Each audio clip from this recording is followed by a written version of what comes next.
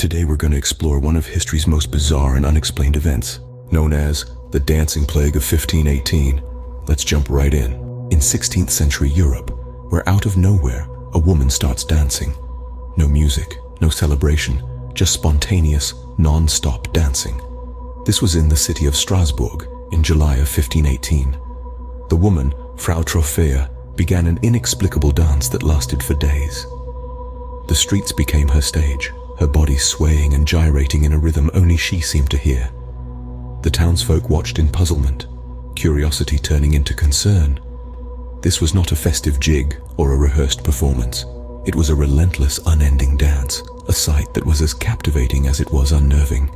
And as days turned into weeks, Frau Trophäa's solitary dance turned into a macabre ensemble. One by one, the townspeople joined in, their bodies succumbing to the same unexplainable urge to dance. Doctors, baffled by this phenomenon, could only attribute it to hot blood, recommending more dancing as a remedy, a cure that seemed more like a curse, as the dance marathon brought with it sheer exhaustion, some even dying from strokes and heart attacks.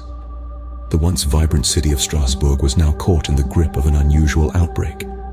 But this was just the beginning. Little did they know, this was the start of a bizarre plague that would grip the entire city. As days turned into weeks, what started with one woman turned into a spectacle of about 400 dancers. The city of Strasbourg was now a grand stage for a dance marathon like no other. The bizarre spectacle of hundreds of citizens compelled to dance non-stop was both fascinating and terrifying. As the scale of the phenomena grew, the authorities could no longer ignore it. Local physicians were called upon to investigate this strange occurrence. The physicians believed that the uncontrollable urge to dance was caused by an overheating of the blood in the brain, and the only cure was to let the fever run its course. So they did what was unthinkable. They encouraged the dancing. They arranged for platforms to be built, musicians to be hired, and a stage to be set. The city's officials thought that by promoting the dance, they could help the affected people to dance the fever out of their bodies. But this decision would soon prove to be disastrous. For the dancers, the physical toll was immense. The constant movement pushed their bodies to the brink of human endurance. Their feet bled, their bodies ached, but the dance continued. With each passing day, the grim reality of the situation became more and more evident. Exhaustion started to set in, and many dancers collapsed, but even that didn't stop them. They'd get up and continue their macabre dance. Soon, the toll of the continuous dancing started to show more severe consequences. There were reports of strokes, heart attacks, and even deaths. The remedy that was supposed to cure them was now killing them. The city was in chaos, and the dancing showed no sign of stopping. The authorities were desperate for a solution. In a desperate attempt to end the madness, the authorities decided to take the dancers to a mountaintop shrine to pray for absolution. This was no ordinary pilgrimage. Imagine a group of exhausted yet unyielding dancers making their way up the steep slopes, driven by an unseen force that held them in its relentless grip. At the mountaintop shrine, the dancers prayed fervently, their hearts full of hope and desperation. The air was thick with tension and anticipation as they waited for a sign, a miracle, anything that would break the spell that had befallen them. And then, just as suddenly as it had begun, the dancing stopped.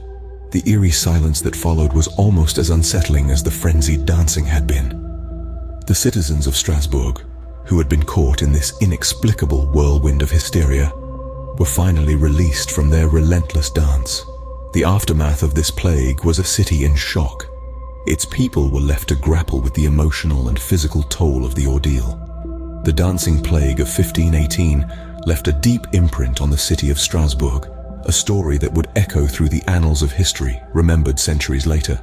Even today, the dancing plague remains one of history's most bizarre and unexplained events.